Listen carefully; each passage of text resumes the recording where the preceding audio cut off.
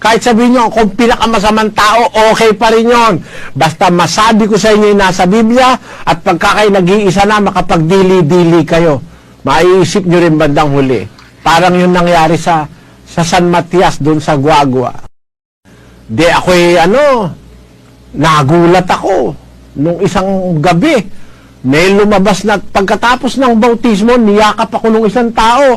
Akala ko papatayin ako pero niyakap ako ng mahigpit ng tao. Pagkatapos uyak ng umiyak. Nakikita ng maraming tao. Bakit kapatid, ano ba nangyari sa'yo? Ba't ka nag-iiyak ng gaya? Humahagulgol. Patawarin mo ako, kapatid Nelo! Patawarin mo ako! Sabi. Bakit ka ako, kapatid kita, papatawarin? Wala ka namang kasalanan sa akin. Melon! Sabi niya, sigaw na sigaw. Ako yung lang babato sa'yo gabi-gabi. Aba, kaya pala kami inuulan ng bato.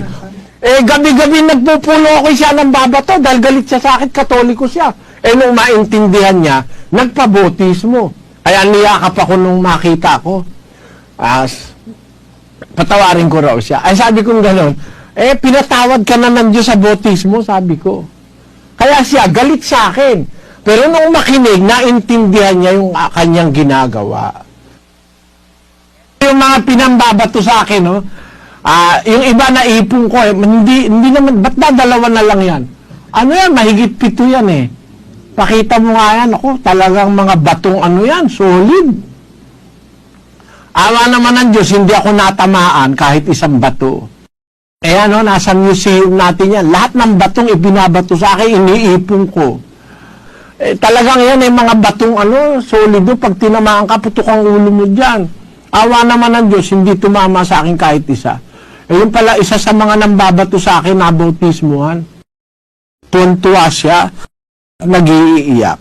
Yun ang aking masasabi sa iyo, kapatid. Sana makinig ka nung aral.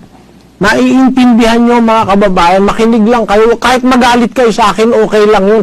Total, di nyo naman ako kamag-anak Kahit sumpain nyo pa ako, kahit ipanalangin nyo pa akong mamatay, matamaan ng kidlat o kaya matamaan ng kulog. Okay lang sa akin, mga kapatid. Marinig nyo lang sana yung aral ng Diyos. Maligaya akong mamamatay. Salamat sa iyo, kapatid. Thank you po.